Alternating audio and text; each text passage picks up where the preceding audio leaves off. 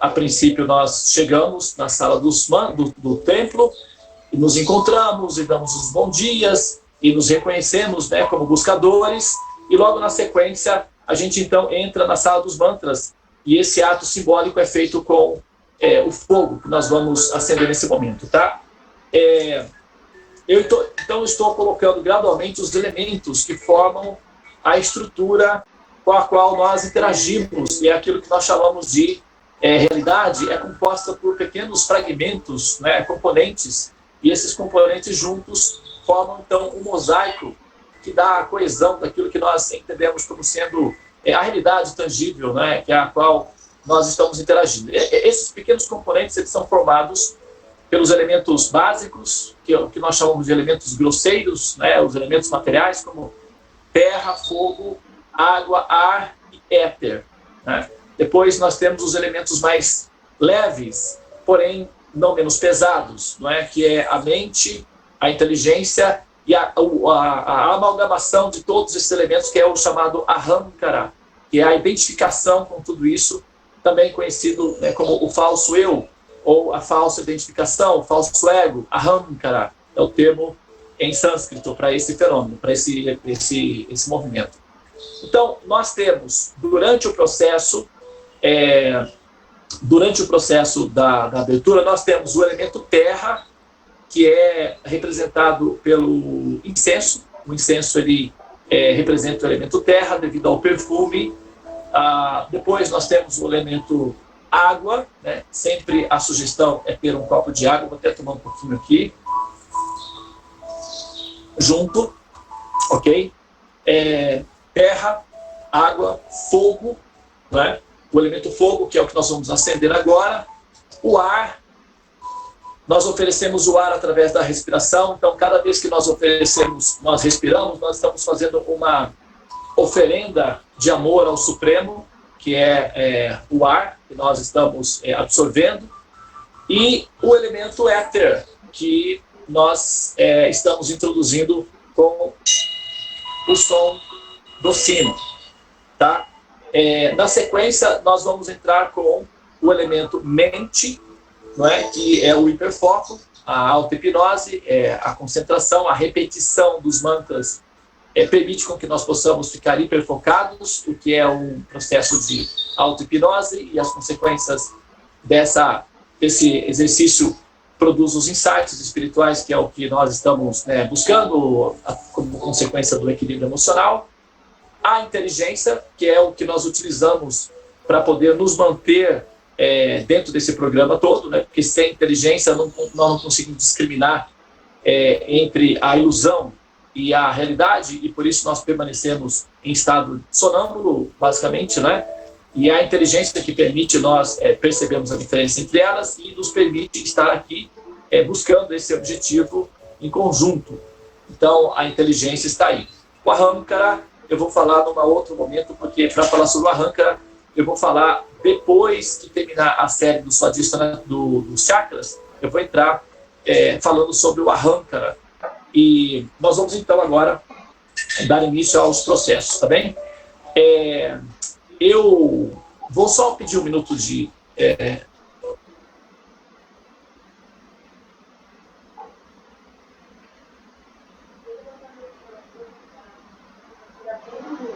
eu esqueci de trazer o incenso para cá, e eu pedi para a Chiara trazer para mim. Então, nós vamos dar início agora. Aqueles que tiverem aí com vocês, né, a Raivlin e Sandro, se vocês quiserem, né, eu já orientei as outras pessoas, aqueles que quiserem ter, nesse momento, não um elemento fogo presente para acender nesse momento, é auspicioso, porque o elemento fogo, então, ele é um expansor, né? Ele vai expandir os mantras ao redor, configurando o que nós chamamos de campo mórfico, não é? A Maria Diniz trouxe um conceito que eu já conhecia, mas é um conceito novo, talvez para você, chamado tela búdica, vem de Buda, de iluminação, né? E tela, que é o campo mórfico, aquilo que as pessoas também chamam de aura, né? Então, o elemento fogo, ele reconfigura a aura, o campo mórfico, para ser um esterilizador, né? Então, aqueles que quiserem acender o fogo nesse momento, acompanhando aqui o processo, podem fazer, porque isso vai fazer com que os mantras entoados se expandam ao redor do ambiente onde você está e também reconfigure, né, ou atualize o campo mórfico, que é onde você está interagindo, que é uma extensão da rede neural, né? Bom, então eu tenho aqui o incenso, já vou acender o fogo. Aqueles que quiserem também podem dar início ao processo aí, tá? Isso é bem rápido.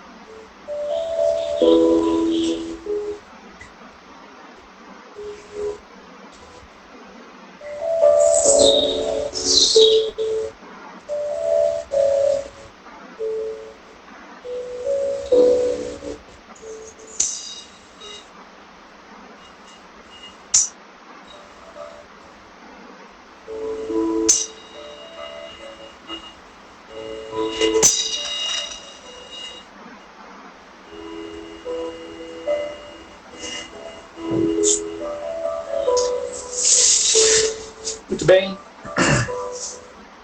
Então, vamos agora dar início, não é, à Sala dos Mantras. Vamos entrar na Sala dos Mantras. Então, deixa eu só ver se eu consigo conciliar a finalização do Manipura Chakra com a pergunta da Cristiane Batalha. A pergunta da Cristiane não está aqui nas mensagens. Pula-se. Ô, Devananda, então, eu coloquei a mensagem logo que eu entrei. Tá bom. Quer que eu leia para a Devananda? Quer que eu leia a mensagem da... Por favor, faz isso. Tá. Ela diz o seguinte: eu tenho uma dúvida. O que é fé? Para os conhecimentos médicos, Krishna é o hinduísmo. Porque eu sempre entendi que a fé da religião católica e evangélica, eu sempre entendi da fé da religião católica e evangélica. Porque quando eu disse que eu iria ao dentista, normalmente eu diria, tenho fé, já deu certo. E eu fiquei em dúvida se eu deveria dizer a palavra fé. Você poderia me explicar algum dia? Namastê. Tá. Ok. Eu vou levar isso em consideração durante a fala do Manipura Chakra e eu acho que eu posso encaixar a pergunta dentro da finalização, tá bom? A pergunta está no finalzinho aqui, viu? Já foi repetida lá para baixo para você dar uma olhada. Isso. Muito bem. Então, nós temos a da Anali também, né?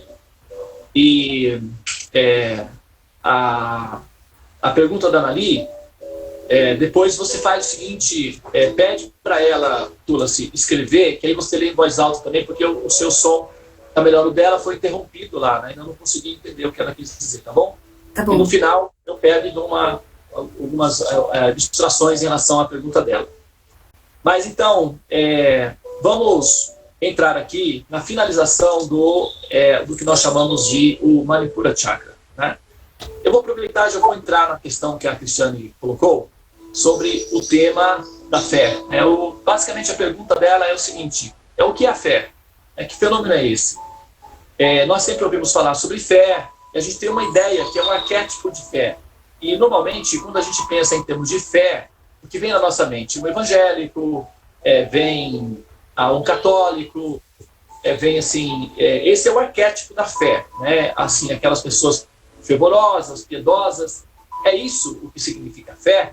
Nós que praticamos os mantras e não temos as características que nós observamos nas outras religiões, nós temos fé, e isso que nós estamos fazendo tem a ver com fé. O que é a fé? Né? Basicamente é a pergunta, né? Bom, fé combina com café, né? Falar de fé, tomando um cafezinho. Ontem nós conversamos sobre isso daí, inclusive, nós estávamos passando um café e eu estava conversando sobre um rapaz que frequenta aqui, não justamente sobre o assunto da fé. E ele estava falando o seguinte: olha, eu não tenho fé, porque ele está numa crise de identidade espiritual. Ele então apoiou-se no princípio de que ele não tem fé, né? E conversa aqui, conversa vai. Ele perguntou o seguinte: e você, Devananda, você tem fé? E o que, comentando, né, conversando sobre os assuntos da fé. Eu já tive esses tipos de conversas, né, com outras pessoas antes, e existe uma conclusão védica, não é? Então eu não estou falando somente baseado na minha experiência pessoal, do entendimento do conceito daquilo que significa fé, mas eu também estou me apoiando, não é, aí na conclusão védica, que é o que nós chamamos de Siddhanta. Anta não Anta significa a conclusão final, e Siddhanta, Siddha, que significa Siddhi, que significa a perfeição. Siddhanta significa a conclusão final com características de perfeição, ou seja, a conclusão final perfeita, né? Então, do ponto de vista védico, ou do ponto de vista do Siddhanta védico, a fé, na verdade, a fé, ela faz parte de todos os seres independentemente. É um equipamento que já vem com... É um componente que já vem com equipamento, né? É como, por exemplo, quando você compra um aparelho celular, então ele já vem com os teclados. Inevitavelmente, se você comprar um aparelho celular sem o teclado, tem alguma coisa errada com o equipamento, ou então o teclado ele é virtual, você não precisa de tê-lo necessariamente exposto na sua tela. Ele vai ficar, de alguma forma, virtual, mas haverá um teclado. A função pode ser um pouco mais sofisticada, mas o conceito de ter um teclado vai continuar valendo de qualquer maneira, porque você vai precisar digitar as informações que você necessita a partir daí. Tá? Então, a fé é um ingrediente que faz parte do equipamento como um todo, ou seja, é uma característica intrínseca à alma. Ou, por exemplo, o fogo, né? Ele tem uma característica intrínseca a ele, que é conhecido como Sanatana Dharma. Dharma significa a atividade contínua, que é natural àquele princípio. E Sanatana significa, a origem da palavra Sanatana significa Sat, que quer dizer eternidade. Então, Sanatana Dharma, ou seja, é a atividade contínua daquele objeto, ou daquele produto, ou daquele ser, o que caracteriza aquele produto, aquele ser, com aquela natureza específica. Então, o Sanatana Dharma do fogo será queimar, independentemente das condições em que ele se encontra. Não é? Ele pode estar sob a forma de brasa, sob a forma de chama, sob a forma de calor. Ele sempre vai produzir a sensação de aumento da temperatura térmica no corpo e no ambiente. Essa é a característica. Uma outra característica muito comum no fogo é que ele vai emitir resíduos, porque ele queima, né? Ele está em combustão, então ele queima ali o oxigênio, ele vai produzir uma alteração química no ambiente e, como consequência disso, em muitos casos, na maioria dos casos, fumaça, né? Então é uma característica do fogo. A água, por exemplo, o Dharma, né? O Sanatana Dharma da água é molhar. Então, em qualquer um dos estágios da água, ela vai apresentar a propriedade que é assim, molhar. Então, se ela estiver no sólido, no líquido ou no gasoso, ela vai sempre molhar. Então, a fé não é necessariamente uma questão que depende das alterações místicas emocionais dos seres. A fé é um princípio que pode ser rastreado, identificado e induzido para essa ou para aquela operação. É como se fosse uma massa. Então você pode manipular esse elemento. Inclusive, tem pessoas que são bons hipnólogos ou que são carismáticos que podem manipular a fé das pessoas, né? Elas podem usar a fé que as pessoas têm para um propósito ou para outros. Pode-se convencer uma pessoa, através da fé, de matar outras, não é? Pode-se convencer uma pessoa, através da fé, de se matar. E aí nós vemos que a fé não necessariamente significa algo já completo em si. Não é alguma coisa que pode ser como um bisturi, né? Pode ser utilizado para qualquer propósito. Então, a fé, sem o bom senso, pode produzir esquizofrenia, né? Inclusive. É um processo bastante assim, delicado e até perigoso quando a fé ela está ausente de bom senso e de conhecimento, né? Então, a gente vê que os exemplos históricos da fé têm sido, né, distorcidos em conta das ideologias políticas ou do nível cultural de época. Por exemplo, já se teve muita fé de que se queimar as pessoas na fogueira seria um ato que agradaria a Deus, como sendo um perfume agradável ao coração de Deus, porque um ser estaria sendo purificado através do fogo e que, portanto, queimar as pessoas vivas seria um ato que produziria no coração de Deus um êxtase. Isso foi praticado durante muitos anos, baseados nesse conceito, né, de purificação pelo fogo, e basicamente era uma ideia meio sádica de Deus, né, uma compreensão meio distorcida do caráter da natureza de Deus, né?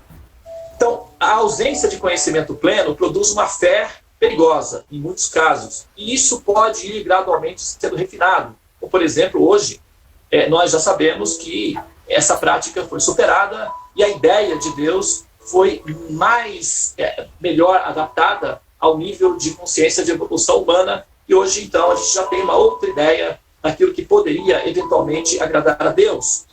No passado, sacrifícios humanos eram muito comuns na ideia de que Deus necessitava de sacrifícios humanos. Inclusive, nas histórias da Bíblia, por exemplo, está repleto, né, de sacrifícios humanos que eram realizados. O próprio, um dos patriarcas, não é, da história da civilização, começou a história com o processo de um sacrifício humano, né, que é sacrificar o próprio filho no altar, etc. Então, isso é parte da cultura de crenças, né? E isso depende muito também da cultura local e como é que as coisas se desenvolvem. Por exemplo, já se acreditou na Idade Média que se você pegasse o filho, né, e colocasse esse filho embaixo de uma construção, aquele prédio não cairia. E em algumas igrejas, bebês, né, foram oferecidos em sacrifícios para que o prédio não caísse. Então, isso é conhecido dos historiadores. Agora, veja bem, correlacionando isso com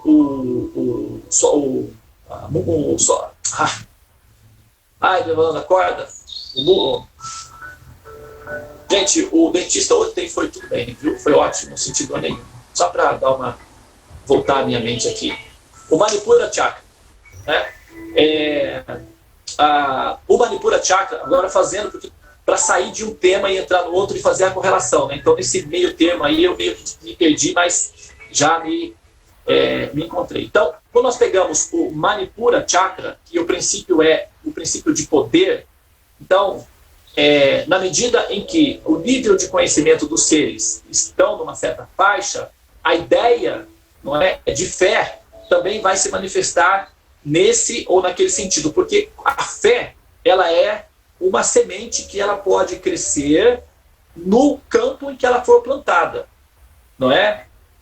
E se o campo tiver uma predominância de agressividade, essa fé será agressiva. Então ela vai se demonstrar como sendo um princípio agressivo. Tem pessoas que praticam muita agressividade com muita fé de que aquilo é uma coisa boa, né? E que aquilo é bom para as demais pessoas. É muito comum, muitas vezes, eu vou lembrar de volta, né, os processos de violências que as pessoas exercitam, de esquizofrênicos, nos depoimentos deles, eles dizem que os sofrimentos que eles causavam às suas vítimas tinham o propósito de purificá-los, para que eles se libertassem dos sofrimentos, já que eles tinham ouvido uma voz de Deus falando para que eles matassem os filhos, matassem a esposa, ou fizessem isso com as outras pessoas, porque isso seria bom para a purificação delas, para a salvação delas. E eles, com muita fé de que essa voz é autêntica, vão e executam atos que são caracteristicamente hediondos, né, do ponto de vista da noção de coerência, né, de sanidade mental. Então, eles agem baseados numa esquizofrenia. Isso é muito perigoso.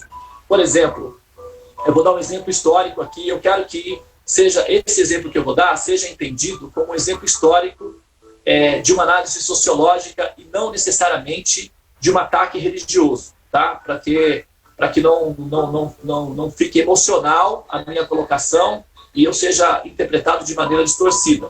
Eu vou fazer uma observação técnica meramente sociológica e psicológica de um evento que foi descrito dentro da Bíblia, a respeito de Moisés, né? E vou fazer um paralelo com o princípio Arjuna, que é o guerreiro que foi descrito no Bhagavad Gita, e onde é o livro básico que os vedantistas, né, que é o meu caso, nos referenciamos como a nossa, vamos dizer, direção, nosso norte, né? Eu vou fazer uma relação entre esses dois fatores aí para demonstrar como é que a fé pode ser de boa qualidade ou de uma qualidade questionável, a depender da ausência de coerência, né? Da ausência de bom senso.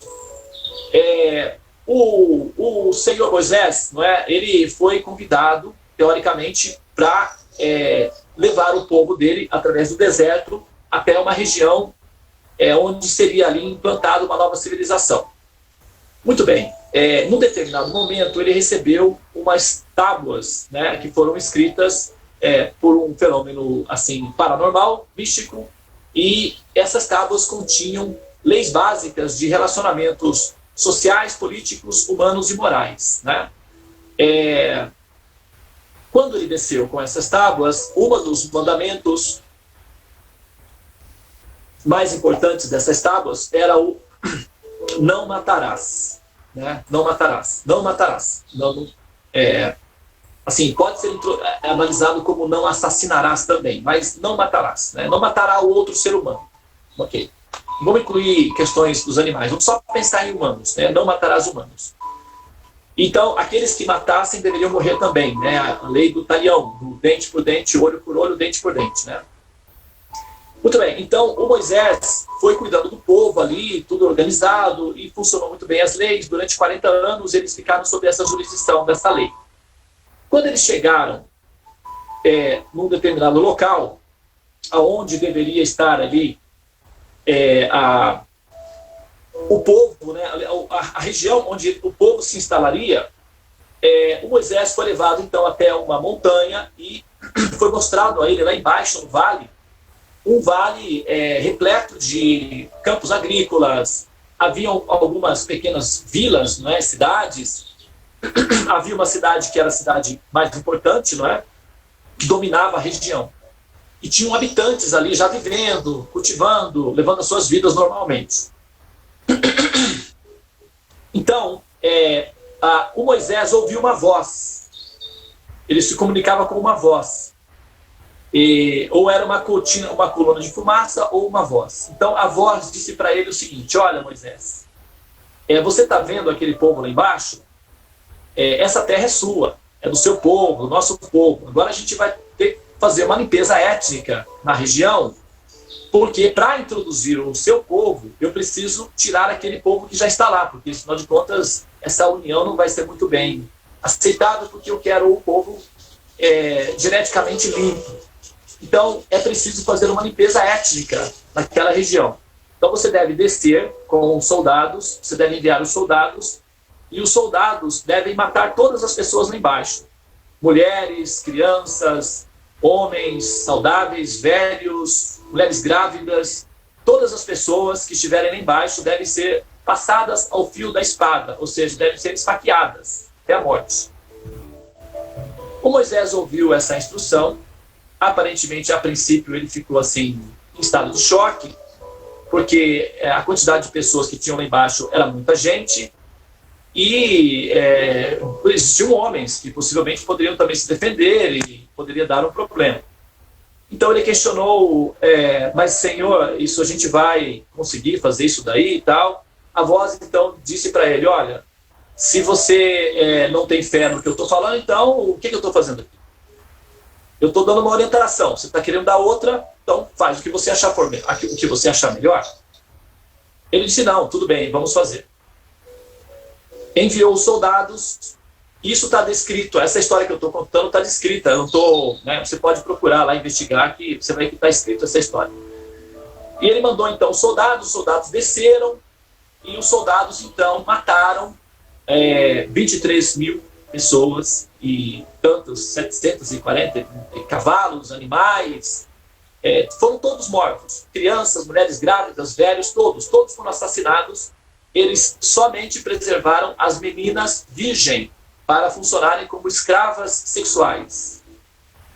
Hoje em dia, o Moisés seria capturado e enforcado, como foi feito com Saddam Hussein, o Slobodan Milosevic, hoje, atualmente, de acordo com a nossa compreensão, ele seria capturado e seria enforcado como um ditador, assim. Porque foi um assassinato de crianças, mulheres e tudo. Mas aí, o que acontece? A pergunta é a seguinte, depois o Moisés foi inclusive castigado por isso. A voz, já não se sabe dizer se era a mesma voz, disse, bom, agora você não terá direito de entrar nessa terra. A terra foi conquistada, mas você não terá direito de entrar na terra. E imediatamente morreu logo na sequência disso daí. Então, veja bem, olha só. A minha questão aqui eu vou colocar é a seguinte, esse fator histórico foi narrado e está escrito, está registrado no livro. Agora, veja bem, são dois momentos diferentes um do outro. Um momento, ele recebeu a instrução, da divindade, dando códigos morais, e um deles era o código que não matarás. Então, o Moisés educou o povo durante 40 anos com esses preceitos.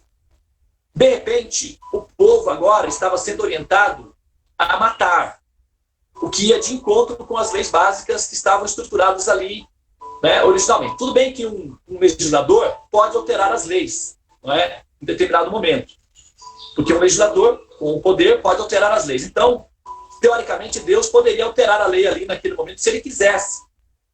Só que isso não foi muito bem colocado dessa forma. Não houve esse diálogo, não houve essa informação de que estaria havendo uma alteração nas leis.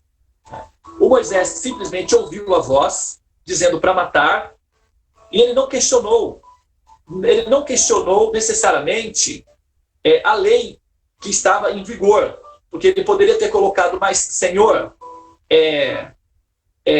tem uma lei que nós estamos seguindo que diz que não matarás. Como é que eu deveria agora alterar essa lei e explicar para a população que agora nós vamos nos tornar assassinos? Como é que vai ficar? Como é que eu vou colocar isso daí para as pessoas?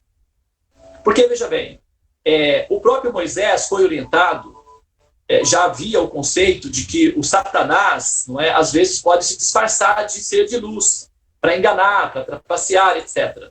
Então, aquela voz, ela estava simplesmente dando uma orientação que ia totalmente de encontro aos preceitos morais que mantinham o povo em paz. Então, haveria uma motivação, um incentivo, uma agitação psicológica para assassinatos. Isso poderia dar um efeito colateral, porque quando você incentiva assassinatos, o efeito colateral é que você acaba introduzindo esse comportamento no seio da própria comunidade em si, que pratica o assassinato em si. Né? Então, é como colocar uma pessoa relativamente normal numa prisão com assassinos. Ele vai acabar aprendendo a ser um assassino também em algum momento, pode ser que isso aconteça. Então, incentivar uma população pacífica a matar pode dar um efeito colateral psicológico muito sério, não é? E o Moisés, no momento em que ele recebeu a orientação para não matar, ele aceitou aquilo como divino, porque o bom senso, a intuição, dizia que aquilo era correto. Não matar era uma coisa correta. Mas, na hora em que ele recebeu a orientação para matar, ele deveria, ou poderia, não vou dizer o que ele deveria fazer aqui, mas pelo menos eu posso conjecturar que o que ele poderia fazer do ponto de vista legal, ou do ponto de vista do bom senso, é questionar aquela orientação, porque ia de encontro com a orientação original. E deveria haver um aditivo, uma explicação que justificasse aquilo, para que a população pudesse ter noção de que as coisas ainda têm alguma coerência, que as coisas não são assim bipolares, não é? 880, de acordo com o momento e digamos assim. E como é que o Moisés tinha certeza que aquela voz que estava dando aquela orientação era realmente Deus? Porque aparentemente era uma orientação que ia de encontro com assim, a orientação inicial, que intuitivamente, eticamente falando, parecia ser divina. Então não houve esse questionamento. E a ausência desse questionamento moral perante vozes é justamente aquilo que justifica um esquizofrênico matar outra pessoa sem uma consideração ética que justifique isso daí ou que dê sustentabilidade a isso daí. Por exemplo, se eu sou um soldado e eu ouço o meu capitão dizer atire naquele bandido porque ele vai matar aquela criança, então eu estou munido de certo bom senso e eu atiro porque eu ouvi uma voz. Agora, se eu ouço o meu capitão dizer atire na criança, mate a criança, então eu imediatamente, como soldado, vou olhar para o meu capitão e vou perguntar, mas eu não fui treinado para isso, matar uma criança. Isso é do bom senso, não é? Isso é o bom senso humano. Então, a ausência de bom senso pode produzir uma situação que depois pode ser questionada, logicamente, do ponto de vista da sanidade mental, como, por exemplo, está acontecendo aqui agora. Eu estou fazendo uma análise que assim, questiona, de fato, se essa voz que o Moisés ouviu era realmente a de Deus. Porque vai de encontro, né? Pode-se dar várias explicações, claro, para justificar isso daí. Tem explicações que justificam, ou pelo menos que tentam justificar. Mas o questionamento de que esse genocídio incentiva uma ideia de ateísmo e de revolta contra Deus é plausível. Porque, por exemplo, eu, como um pai, se tivesse que ensinar para o meu filho que Deus mandou matar crianças e tal, eu teria um certo constrangimento. Eu teria realmente um certo constrangimento. Então, eu procuraria evitar isso daí. Eu procuraria evitar de contar essa história para o meu filho, que é normalmente o que os pais fazem, na verdade, não é? Eles evitam de contar essas histórias porque são histórias muito violentas, muito estranhas, muito agressivas, baseados no princípio de fé. Então, quando nós olhamos nos eventos históricos em que a fé tem uma motivação meramente intuitiva, meramente emocional, ou ouvindo vozes, o risco de você ter aí esquizofrênicos no comando é alto, é muito alto, é muito sério. Então, a fé ausente de conhecimento é uma fé perigosa, pode se transformar num instrumento de terror, né? E normalmente os serial killers, os assassinos em séries, ouvem vozes que os mandam matar. E eles executam essas missões, baseados no processo de ouvir vozes. Então, se ouvir alguma coisa, ou ver alguma coisa, já for critério de absolutismo, então, aqueles que assassinam ouvindo vozes estão corretos. Porque nós estamos considerando que ouvir vozes com ausência do critério do bom senso é válido, inclusive para nortear a fé de outros. É claro que vai surgir vários outros psicopatas também, que vão se basear nesses procedimentos para realizar as suas ações. Aqui no Brasil teve um caso de uma favela recentemente de um pai que pegou a filha, esfaqueou a filha e já estava indo para esfaquear a outra quando a mãe apareceu e lutou com ele. E justamente ele fez isso baseado nessas orientações dos livros que ele leu, de que isso era bom para Deus e que Deus ficava feliz e que é uma prova de fé. Bom, então acontece que, dependendo do local onde o princípio de entendimento de Deus aparece, o nível de gravidade e de violência que se tem da ideia de Deus vai produzir um padrão de comportamento e de rituais para se agradar ou para se relacionar com esse princípio Deus. E os ambientes de desertos são ambientes violentos, né? São ambientes agressivos, são ambientes sem água, então são ambientes secos e pulverizantes, e tórridos e violentos. Os animais peçonhentos dos desertos são os mais venenosos que tem. Os desertos da Austrália, por exemplo, possuem animais peçonhentos que eles têm uma quantidade de veneno que é simplesmente terrível. Porque é como o café, por exemplo. Se você coloca o café no fogo, você esquece o café no fogo, o que acontece? O fogo evapora a água e sobra aquela borra, que é um fel amargo, concentrado. É mais ou menos o que acontece nos ambientes onde não tem água. O princípio de violência fica proeminente e todas as ideias de Deus, como consequentes a partir daí, envolvem violência, matança, sangue, derramamento de sangue. É violento. O processo todo é violento. Né? Agora, no caso, por exemplo, de Arjuna, onde Krishna estava narrando para ele os preceitos védicos que justificavam a batalha, Arjuna teria que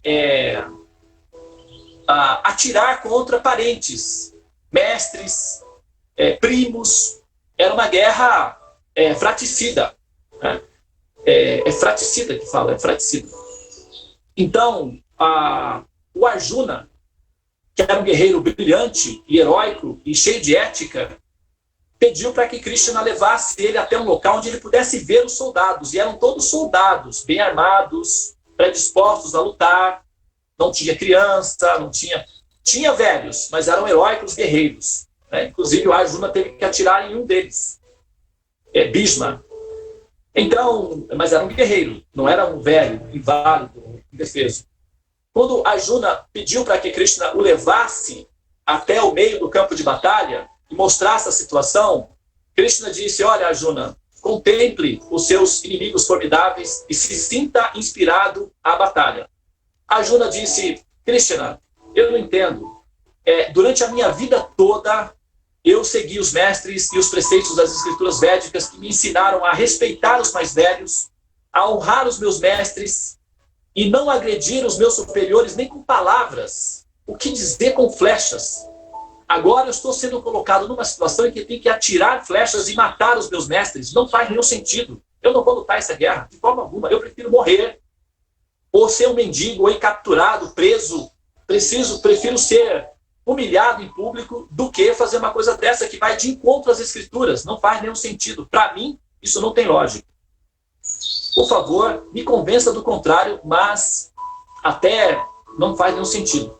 Mesmo que você seja a suprema personalidade de Deus, mesmo que você seja uma personalidade grandiosa acima de todas as outras, ainda assim, a sua simples palavra de que eu tenho que matá-los, para mim, infelizmente, não é suficiente. Peço perdão, por favor, me convença do contrário. Isso é bom senso. Quando Arjuna falou isso para Krishna, Krishna sorriu. Esse sorriso de Krishna indicava: essa é a inteligência do meu devoto. É suprema. Só uma pessoa assim não me confundiria facilmente. O bom senso do meu devoto encanta o meu coração. E aí Krishna disse: ótimo, Arjuna, excelente a sua pergunta, porque com isso eu posso também dar orientações a outros. Vamos conversar. E aí todo o Bhagavad Gita foi falado para Arjuna, para que Arjuna assumisse a responsabilidade de um guerreiro e fosse lá e fizesse o dharma dele, e lutasse, e, enfim, não é demonstrar-se aí, mas isso não sem antes uma longa conversa de alto nível, com altas qualificações filosóficas e também com um alto grau de considerações assim, precisas da parte de Deus. Então, quando a gente pega, por exemplo, Arjuna, que questionou Deus, não é que ele foi arrogante, ele foi pretensioso, ele simplesmente colocou: eu não tenho condições psicológicas de fazer uma coisa que, pela minha intuição, vai de encontro ao nível de moralidade, de bom senso e de respeito aos mais velhos. Eu não consigo fazer isso. Então, o bom senso de Arjuna permitiu que ele não fosse enganado, porque supomos que fosse uma força diabólica, vamos colocar assim, disfarçado de Krishna. Como é que Arjuna ia saber? Simplesmente ouvindo Krishna falar, ele já seguiria? E se fosse um disfarce? Alguém disfarçado de Krishna convencendo Arjuna de fazer uma coisa ruim? Como é que ele saberia? Como é que nós sabemos quando uma pessoa dá boas orientações para nós ou não? Como é que nós sabemos que nós estamos seguindo um esquizofrênico ou alguém realizado com sabedoria? O bom senso é o critério. Então, a fé, ela só é segura munida de bom senso. E bom senso necessita de conhecimento. E conhecimento requer... É isso aí, olha só. Tem que ter paciência mesmo, né? Tem que ouvir uma... duas, falando em paciência, o gato tá aqui, tá. Mas 1, 2, 3, 4, 5 vezes, às vezes a mesma coisa. Conhecimento. Né? O conhecimento é que produz a maturidade da inteligência e que nos permite ter uma noção bem evidente de que aquela fé praticada ela é produtiva, ela é saudável, ela não é simplesmente uma fé cega. A fé sem conhecimento é um sentimentalismo perigoso que pode se transformar num instrumento de tortura rapidamente nas mãos de uma pessoa cujo coração está empedernido de violência. O conhecimento sem a fé apropriada no amor é uma especulação filosófica que produz arrogância, orgulho, pretensão de conhecimento e depressão, o que incentiva as pessoas ao suicídio. A combinação perfeita é conhecimento superior acompanhado de emoção de amor. Essas duas peças têm que se encaixar perfeitamente para produzir um ser iluminado. Do contrário, pode produzir um líder religioso carismático ou um serial killer. Depende de onde a semente for plantada. Ok? Eu tinha uma coisa importante para falar sobre o Manipura Chakra, para finalizar aqui, não é? Mas eu acho que vou ter que deixar para amanhã mesmo, para não estender muito. Mas a pergunta foi muito boa, né? E eu acabei, assim, explorando ela. Acho que explorei, assim, bem. Espero que... Deixa eu colocar mais uma vez aqui, antes de finalizar a minha fala. Tem a pergunta ali ainda. Tem, né? Então, eu espero que vocês, as pessoas, né, que, assim, eu próprio,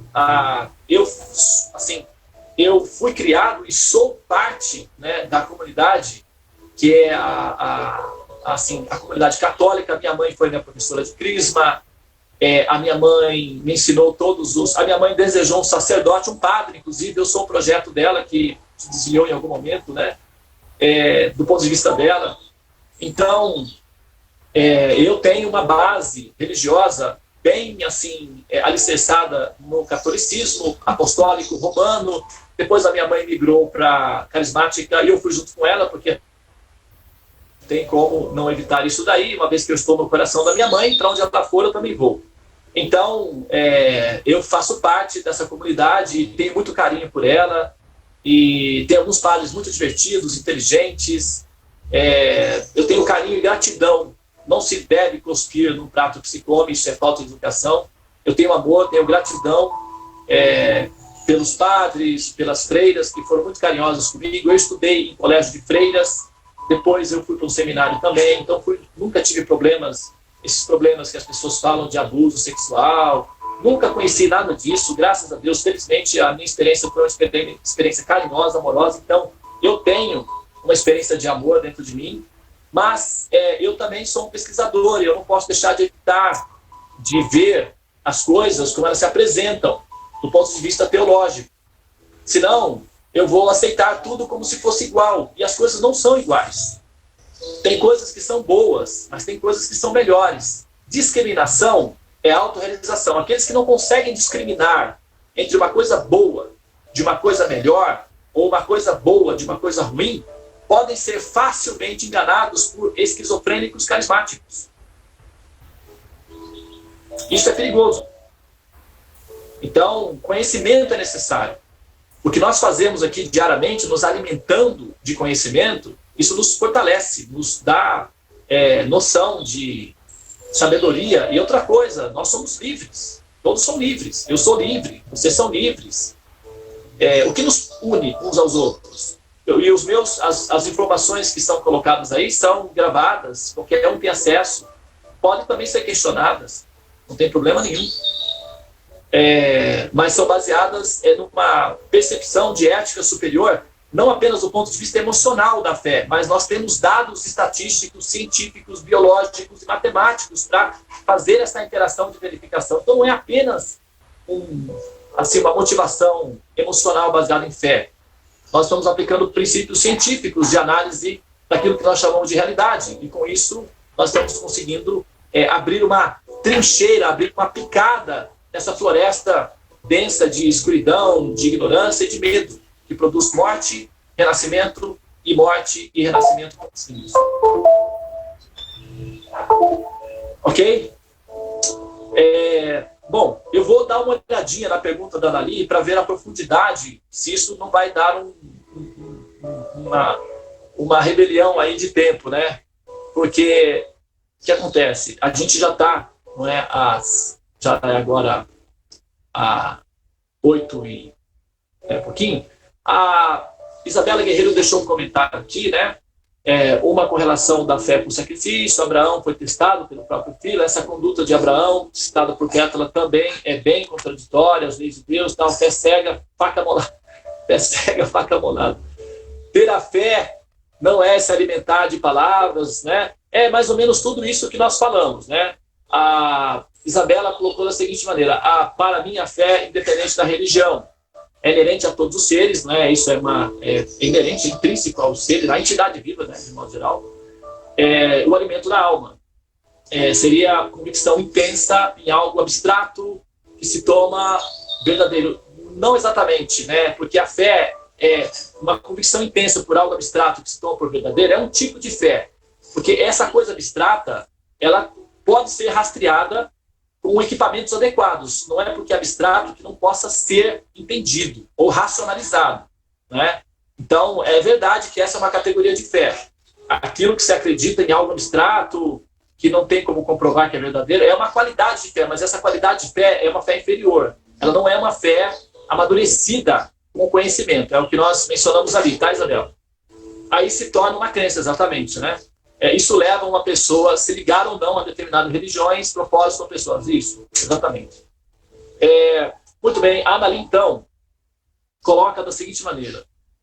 Ainda tomando os psicopatas como exemplo de abuso de poder e considerando que um karma foi iniciado, qual a relação dessa situação específica quanto ao despertar e o mundo das ilusões? Nossa, isso dá um tratado. Eu não vou nem entrar nesse assunto agora, porque essa pergunta daria um tratado. Na verdade, assim, nós precisaríamos de bastante tempo para responder essa pergunta e nós vamos entrar nela, sim, tá? Vamos entrar nessa pergunta aí assim que vamos terminar amanhã o Muladhara Chakra. Você traz de volta a pergunta. Vamos mencionar isso daí, né? Vamos falar sobre o assunto e depois nós retornamos para o Anahata Chakra, porque o Anahata Chakra é muito especial, né? É o chakra que já vamos tratar do assunto do amor, e aí nós vamos falar sobre amor. A gente está aqui, aquele ditado que diz, né? Depois da tempestade vem a bonança, né?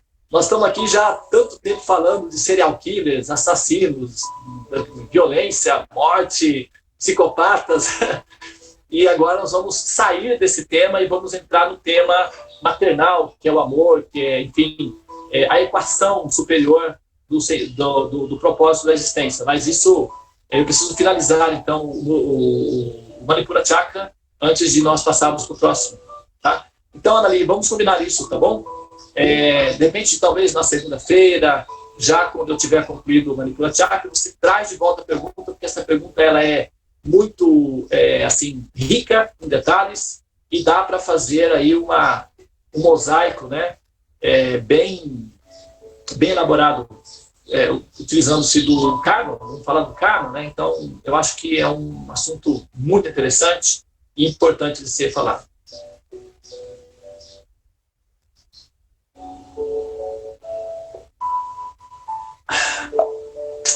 Muito bem, senhoras e senhores. Olha, o meu dentista foi legal, viu? A minha dentista estava calminha. Não senti dor nenhuma. Foi feito o tratamento sem anestesia. Não tive dor nenhuma. Claro, eu segui disciplinadamente, né, as recomendações das minhas autoridades aí, a Karuna, o Wagner, né, o Alê, me colocaram lá no cantinho, lá no final do Mahamantra, ó, desceram a lenha lá, e, opa, agora não tem. E aí fui na linha direitinho e funcionou, deu certo, viu? A receita dá certo mesmo, se seguir direitinho, funciona mesmo. Eu tomei direitinho os remédios, cheguei lá, a dentista queria que eu sentisse dor, ela batia, não tá sentindo? Falei, não tá sentindo, tirou xerox, né? Raio-X, viu que tava ok. E fez o tratamento sem anestesia, não senti dor alguma. Ela falou, tá, é muito interessante porque ainda nós temos que fazer a limpeza, repor, né, preencher o espaço e tal, mas tá bem desinfeccionado, então eu vou aplicar um curativo aqui, não precisa mais tomar o remédio, vamos só aguardar o tempo necessário para a cicatrização aí, que tem algumas coisinhas, e aí você volta, a gente conclui o tratamento. Então, foi muito bom, né? O sadhana, quem souber essa música aí, coloca aí para a gente poder ouvir mais tarde. Tá, da faca molada? O do céu é azul. Renato Russo, né? Ele cantou disciplina, liberdade, compaixão, ter coragem. Né? Compaixão é fortaleza. Fortaleza, coloca aí, Naís. Ter bondade é ter coragem. Nós vamos falar sobre o Anahata Chakra, né? A superação do poder, é a coragem da compaixão, é o tema do Anahata Chakra. Né? Então é bom que ele tirou essa estrofe de um templo que ele visitou em algum lugar no Oriente. É isso aí, né? Compaixão é ter coragem. Então, disciplina é liberdade. Eu observei a disciplina e isso me libertou da dor. Se der um azar e der certo, e eu aplicar esse princípio na minha existência, quem sabe eu não precise mais nascer num corpo de carbono que é repleto de dor. Vai que dá um azar e funciona. Então, eu acho que a receita certa para eliminar esse processo de ficar nascendo e morrendo redundantemente, isso é apenas para almas na ignorância. Almas com conhecimento, consciências evoluídas, espera-se delas uma atitude coerente em relação à evolução que elas têm. Portanto, a decisão de não nascer entre seres humanos é uma decisão que se espera de uma alma amadurecida. Uma alma evoluída, se espera que ela chegue a essa conclusão. Farei a minha missão, vou assim, apresentar a minha tese de evolução, farei algo para deixar a humanidade um pouco melhor do que eu recebi, essa vai ser a minha tese de evolução, porque eu sinto que a humanidade precisa de compaixão, mas, sinceramente, no fundo do meu coração, eu quero aproveitar para levar comigo aqueles que eu amo, por isso eu preciso libertá-los da ignorância também, mas eu acho que para mim já está bom. Né? Eu já entendi como é que funciona o jogo, não é legal permanecer aqui entre humanos, existem outros níveis melhores do que os níveis humanos, então por que não? Por que não? Então, essa conclusão é uma conclusão natural para aqueles que possuem conhecimentos. Aqueles que não têm conhecimento ficam em dúvida. Mas o que vai ser, o que não vai ser? Essa dúvida só revela uma ignorância. Esse não é o princípio védico, não tem uma relação com a dúvida, com a ignorância, é objetivo. Ultista, Jagrata, Prapyavaram, Nibhodata, Shurasya Dhara, Nistitya, Durataya, Duga, Tatash, Tu, Havayo, Vadanti. É muito objetivo, não tem, assim, não tem esse negócio de ficar assim, não sei, vai lá e tal, não é isso. É objetivo. Desperta, levanta, não pare antes de alcançar a meta. Está difícil, tudo bem, faz parte da vida, está previsto, levanta. Senta, descansa, bebe água se for preciso, mas não vai entrar em coma. Olha para frente. Está fazendo o quê? Levantou, se descansou, levanta, caminha, anda e chega no objetivo final, porque vai adiantar o quê? Não é? Você parar. O Raul já não cantou a música dele? Então, não pense que a cabeça aguenta se você parar. Não. Então não adianta entrar em coma achando que se esconder na escuridão vai funcionar. Não vai. É um truque furado. É semelhante ao truque que é utilizado. Os sábios chamam esse truque de a tática do coelho na floresta. A tática do coelho na floresta. O coelho, ele está correndo do lobo, da raposa. E ele não tem, de repente, ele vê que não tem nenhum lugar para ele se esconder. Então, o que ele faz? Ele para de correr, se encolhe, vira uma bolinha, coloca as orelhinhas na frente dos olhos e pressiona as orelhas com os olhos com as orelhas. Então, ele para de ver o problema, ele se acalma, porque ele não está vendo mais a raposa correndo atrás dele, então ele se acalma. Com isso, o coração diminui o ritmo do batimento cardíaco, ele relaxa, ele fica calminho. A raposinha vem e come o coelhinho. E essa é a tática do coelho na floresta. Bom, é uma tática até, de certa forma, coerente, porque como ele vai ser comido de qualquer maneira, então é melhor que seja relaxado, né? Tipo, relaxa e deixa rolar. Vai ficar aí, né?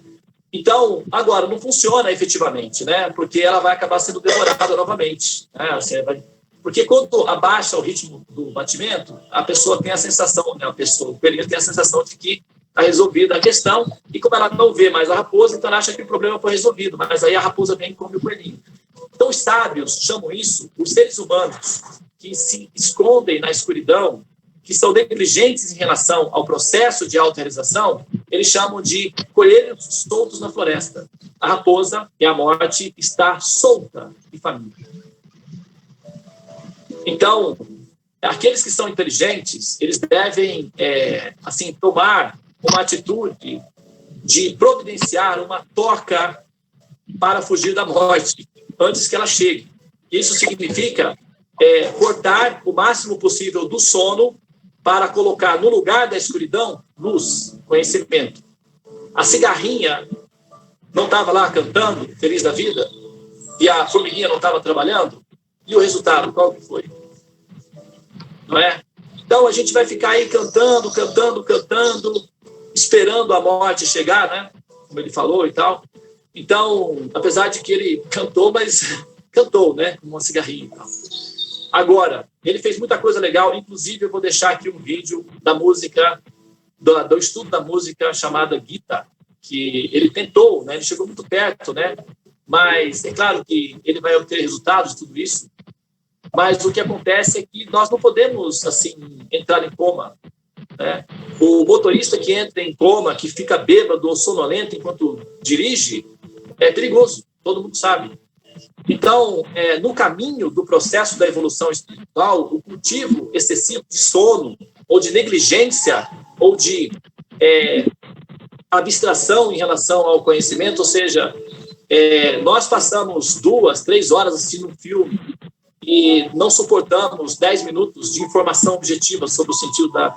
Isso é complicado, porque o que nós estamos colocando na nossa cabeça vai dar um resultado final depois, né? Isso vai produzir experiência de evolução, ou vai produzir justamente, né, o desânimo da existência. Aí,